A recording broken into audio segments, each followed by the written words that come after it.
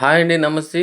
ఈరోజు blood test ఎలా చేయాలో తెలుసుకుందాం. అది కూడా బ్లడ్ గ్రూపింగ్ అండి. ఈ బ్లడ్ గ్రూపింగ్‌లో మనకి 3 యాంటిజెన్స్ ఉంటాయి. ఒకటి antigen A, antigen B, antigen D. So, ఈ మూడిటిని మనం పెట్టుకొనే మాత్రమే మనం బ్లడ్ గ్రూప్ అనేది మనం తెలుసుకోవచ్చండి.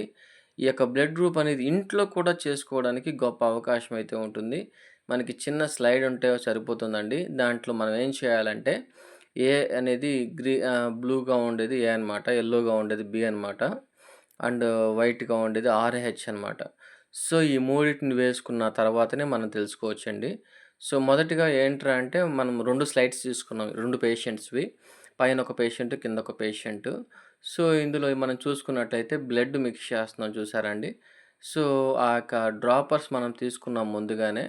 సో, తర్వాత ఈ బ్లడ్‌ని తర్వాత తీసుకున్నాక బ్లడ్‌ని మనం ఇలాగా క్లాక్ వైస్ మనము రొటేట్ చేయాలనమాట.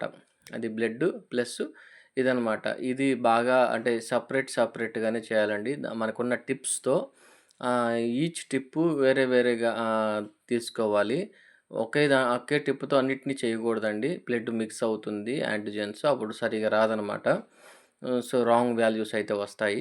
సో, ఇలాగా మనం సెపరేట్‌గా మిక్స్ చేసిన తర్వాత ఏం చేయాలంటే, సో, ఈ స్లైడ్‌ని మొత్తం చేశాక రొటేట్ చేయాలండి క్లాక్ వైస్‌గా రొటేట్ చేసినప్పుడు మనకి అగ్గ్లూటినేషన్ అనేది కనపడతా వస్తుందనమాట.